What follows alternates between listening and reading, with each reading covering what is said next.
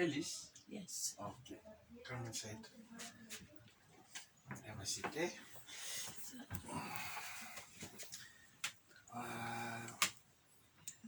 Welcome you once again. My name is Mr. Joseph Ndaveta. I'm under the Pacific Community Counseling Service. And Jane has been looking after for some time.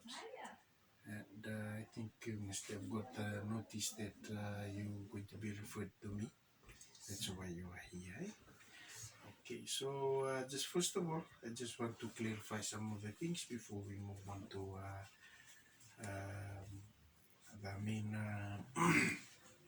conversations about what Jean has been talking about. First of all, I want you to look within this vicinity. We are we take care of our clients, and we are very concerned about their confidentiality and also their security, and also our duty of care of the client. Eh? So let me lead you to this agreement, the counseling agreement. You must have seen I've written the date and your name there, and you see that counseling services, it deals with children, students, and adults, and so you come under this category as adults, and our responsibilities is written here, and you may look at it, and anything that we discuss here and record it is going to be locked in safety storage, right? So nobody will access that, and you will have a look at that, and you see that if you feel that you are happy with what is written there, you can sign your name just down below.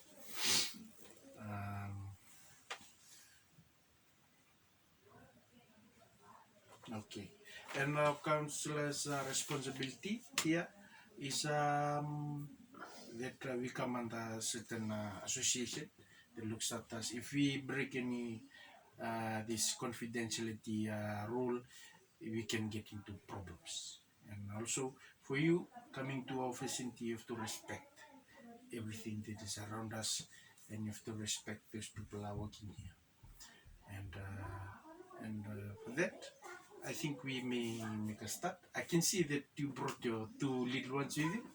Okay, so for that, I think Jane will look after them. We have the kids section there at the back. They can be provided some snacks. I think they know Jane, eh? Yes. Okay, Jane, can you come inside? Okay, you can take the two little ones just to the kids section, eh? All right. Okay. I'm very much thankful for you, Annalise, coming forward. You came through Jane. Now you are here with me. And I believe that there was a very good conversation going with you and Jane.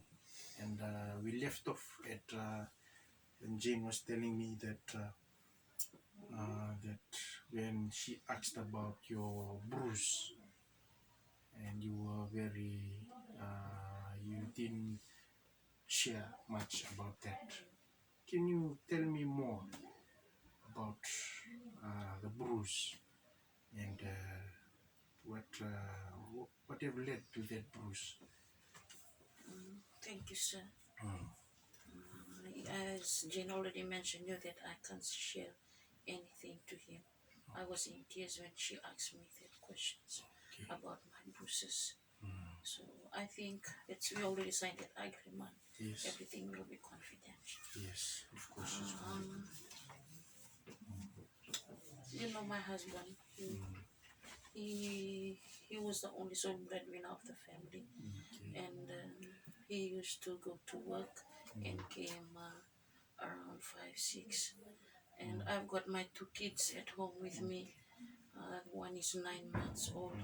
They used to be my side, and when he arrives, dinner is not ready on the table, and he get wild on me. And at that time, and also he's a very short-tempered man, Okay. and he smacked me, Oh. and that's why I got this black eye. Oh, okay. So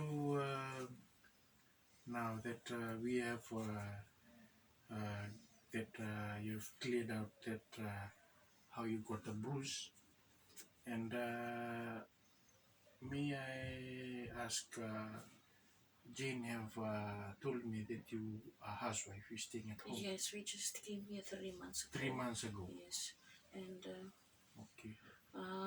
we came here because I love my husband. I didn't have Mm, anyone to look after my kids, so we mm, came together, and I didn't contact my family on that. okay. My family didn't like my husband, so I came with him Okay. because he's the only father of my two kids. So that was like a personal choice for you not to. Yes, Okay. Okay. You love you like you're so committed to him. You don't want to bother with your family again. yes, I don't want to bother with him because I really love him. Okay. Because I don't know, because my family is so poor, and Yeah. who's going to feed my two kids? All right. And he's Okay. working. Okay. All right. So does your husband agree for you not to have any contacts with No, your he most of the he does. Do you have any friends that you can respond? no, I don't have any friends. I don't have any contact at all with anyone, or even my relatives, my friends. Okay. So you just told me that your husband usually comes home, and when the dinner is not done, uh, he usually gets wild on you. Yes, So and that leads him to smack you. yes. After speaking, then he, after I having dinner, he just apologized for that. Okay, all right. So for that, we should look into those behaviors. Eh? Those behaviors, those behaviors, they are they are considered to be domestic violence. Eh? First of all, you suggest you said that you don't have any context. Eh? Your husband not willing for you to at least contact some of your relatives, get in there. So you are, may I say, you being shut out from the world outside, and you are at your own world. Even I can Hmm. sit with next to our play group, the women there. I can. Okay. He, all right. So he's very possessive of you. He doesn't want you to be with anyone else. Okay. So, like you said, that that after dinner, after he has given you that abuse, he's making you, he apologizes. Okay. Uh, Annalise, let me just share with you here. This is what we know as the youth cycle. We call it the cycle of violence. Eh? So for this cycle of violence, it starts off like a honeymoon. Honeymoon. You know, it's like when two couples they start beginning to fall in love, everything seems to be okay.